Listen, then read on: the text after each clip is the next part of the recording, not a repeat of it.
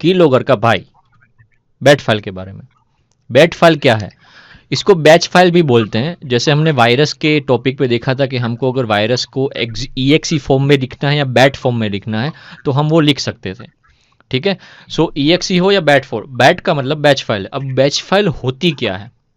हर एक programming file जो है वो ज़रूरी नहीं कि बैच फाइल ही हो, लेकिन बैच फाइल की इंपॉर्टेंस ज़्यादा है। अब ये क्या है कि it is a list of common commands that executes one after another which is called as a script. आप बोलते हैं ना छोटी सी स्क्रिप्ट बना लो, या फिर हम कोई मूवी या बॉलीवुड या हॉलीवुड का हम बोलते हैं स्क्रिप्ट कहाँ पर है, स्टोरी की स्क्रिप्ट कहाँ पर है। तो स्क्रिप्ट क्या होती है कि लाइन बाय लाइन सारी स्टोरी एक एक करके आगे बढ़ती रहती है। तो वही यही कंसेप्ट जो है वही बैच फाइल में डाला है कि भाई ऐसा प्रोग्रामिंग जो जब एग्जीक्यूट होगा तो फर्स्ट लाइन से लेके सेकंड थर्ड फोर्थ ऐसे लाइन वाइज लाइन एग्जीक्यूट होता रहेगा, जिसको हम स्क्रिप्ट भी बोल सकते हैं। अगर आप उसके अंदर ऑपरेटर्स डाल के अगर एग्जीक्यूट करवाओ या फिर लॉजिकल डाल के एग्जीक्यूट कराओ तो भी चलेगा। बैच फाइल भी इसको बोलते हैं। बैट और बैच दोनों सेम है। नोटपैड के अंदर ज़्यादातर क्रिएट होता है ये, और सेव करने के टाइम इसको बैट फाइल पे सेव किया जाता है, डॉट बैट पे सेव किया जाता है, जैसे हमने वायरस के टॉपिक पे देखा था, ठीक है ना। अब इसका काम मोस्ट प्रोबेबली क्या होता है? शट डाउन करना, सिस्टम को सिस्टम का क्रैश कर देना, सारे जो फोल्डर्स है वो क्रैश कर देना, ठीक है ना। बार बार रिस्टार्ट करना, पॉपअप बताना, कॉपी पेस्ट करना, बैकअप फाइल जो है वो करप्ट कर देना, ठीक है ना। बार बार नोटपैड ओपन करवाना, ये सारा जो है केस वायरस और बैच फाइल दोनों सेम ही लगता है, ठीक है।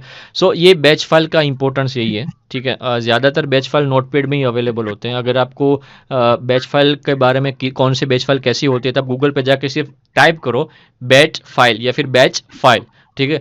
लिस्ट सारी बहुत सारी लिंक्स आ जाएगी जहाँ पे किसी ने ब्लॉग्स पे लिखे हों कौन कौन से बैच फाइल कौन से टॉपिक पे होते हैं, ठीक है ना। किसी ने उसके कोई बैच फाइल ऐसी हो जिसका सिस्टम को हार्म हो गया हो तो वो रिजल्ट के ऊपर बैच फाइल का ब्लॉग लिख रहे होते हैं, या किसी ने रिसर्च पेपर किया हो, या फिर कोई कंपनी हो जो बैच फाइल क्या होती है, ये कैसे कैसे बैच फाइल्स बनते हैं वो प्रोवाइड करती है। तो जनरली आपको इन शॉर्ट यही याद रखना है कि ये सब आपको हर एक चीज़ आना ज़रूरी नहीं है कि भाई मुझे बैच फाइल क्रिएट करना आना चाहिए, नो नो नो नो, या फिर बैच फाइल में जो प्रोग्रामिंग है वो आना चाहिए, नॉट। आपको सिर्फ इतना याद रहना चाहिए कि बैच फाइल में कहाँ से ग्रैब कर सकता हूँ इन्फॉर्मेशन, में कैसे कलेक्ट कर सकता हूँ, बैच फाइल क्या है, उसको एग्जीक्यूट कैसे करना है, कैसे रन करना है, बस दूसरा कुछ नहीं। अगर आपको ज़्यादा एडवांस में जाना तो आप बैच फाइल ज़्यादा अपने खुद के हिसाब से क्रिएट कर सकते हो, कोई इशू नहीं है, ठीक है। लेकिन इंपॉर्टेंट यही है। सो बैच फाइल छोटे से बहुत छोटे छोटे बैच फाइल्स जो है मैंने भी अभी स्क्रीन पे आप देख सकते हो, मैं बता रहा हूँ आपको। ऐसे होते हैं कि भाई क्या है कि भाई फ्रेंड के सीडी ड्राइव पे अगर पॉपअप करवाना है तो उसकी बैच फाइल है, ठीक है ना। Convey your friend a little message and shut down his her computer, computer shut down करना हो तो उसके लिए है। कैप्स लॉक बटन जो है वो टॉगल करना वो उसके लिए है, ठीक है ना। वीबी स्क्रिप्ट बनाना, ठीक है। This virus deletes all the content of batch file. और वायरस दोनों उनका काम सेम ही है, एग्जीक्यूट तो होना ही है जब तक ह्यूमन इंटरेक्शन नहीं होता तब तक। वॉर्म्स जो होते हैं उसमें ह्यूमन इंटरेक्शन होना जरूरी नहीं, वो नेटवर्क पे स्प्रेड होते रहता है। This virus delete all the content of a drive, drive के पूरा कंटेंट डिलीट कर देगा अगर ये करोगे ना तो। सो ऐसे ये बहुत सारे हैं, छोटे से अगर मैं आपको बताऊं, ठीक है ना, तो शटडाउन वाला मैं बता देता हूँ क्योंकि मेरी सिस्टम भी इंपॉर्टेंट है। आपको ट्राई करना हो तो आप बहुत सारी बैच फाइल जो है गूगल पे सर्च करके आप ले सकते हो, कौन कौन सी बैच फाइल्स है, सब कुछ गूगल पे अवेलेबल होता है। इन्फॉर्मेशन ही इंपॉर्टेंट है, नॉलेज इंपॉर्टेंट है, लेकिन नो इन्फॉर्मेशन ऐसी इंपॉर्टेंट है कि कहाँ से वो नॉलेज मेरे को मिल सके। चाहे वो आप कोई ब्लॉग में से निकालो, कोई कंपनी में से निकालो, कोई फ्रेंड के थ्रू आपको रिसोर्सेज मिले। इसीलिए इस फील्ड में ऐसा होता है कि आप जो जो भी नॉलेज लेते हो या नॉलेज ग्रैब करते हो तो उसको शेयर करना भी एक इंपॉर्टेंट कंसेप्ट माना जाता है कि नॉलेज लो, शेयर करो, लर्न करो, प्रैक्टिस करो। ये दो कंसेप्ट ऐसे हैं जो इंपॉर्टेंट है, अप टू डेट रहो, ठीक है। सो मैं ये जो है इसमें से एक आपको बताता हूँ, ये शट डाउन वाला मैं आपको बताता हूँ। सेव एज बैट फाइल, ठीक है ना। एनीथिंग डॉट बैट ये आपके ऊपर है, ठीक है ना, कैसे बैट फाइल आप क्रिएट करते हो। मैं वर्चुअल मशीन पे ओपन करता हूँ, शेट वर्चुअल मशीन पे, ठीक है ना। ठीक है, सो मैं पहले क्या करता हूँ, इसको एक कॉपी कर लेता हूँ एक अलग नोटपैड में। ये मेरे होस्ट सिस्टम पे मैं भी बना रहा हूँ जहाँ पे मैं इसको एग्जीक्यूट करूँगा नहीं, ठीक है। इसको सेव कर देता हूँ पिक्चर्स में।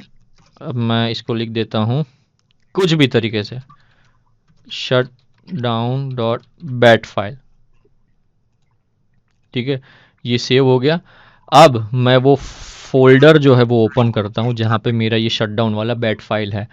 अब मैं क्या करता हूँ, मेरे होस्ट सिस्टम के अंदर इसको ग्रैब कर लेता हूँ, ठीक है, जस्ट 1 मिनट, ठीक है, ये मेरे होस्ट सिस्टम पे अब आ चुका है। अब मैं इसको एग्जीक्यूट करता हूँ, I don't like you, okay, होता रहेगा ये। सो करते हैं, जैसे जैसे होगा तब तक।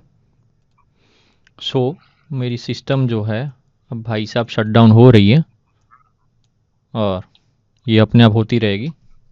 सो ये ऐसा सिस्टम था जो बैच फाइल जो था वो अपने आप सिस्टम को शट डाउन कर देता था, और ये क्रिएट हो गया। सो बैच फाइल है, छोटे छोटे ऐसे एरर्स जो होते हैं वो रिजोल्यूशन देने का काम जो है वो अपने आप कोड पे एग्जीक्यूट हो जाता है, कोई इशू नहीं है।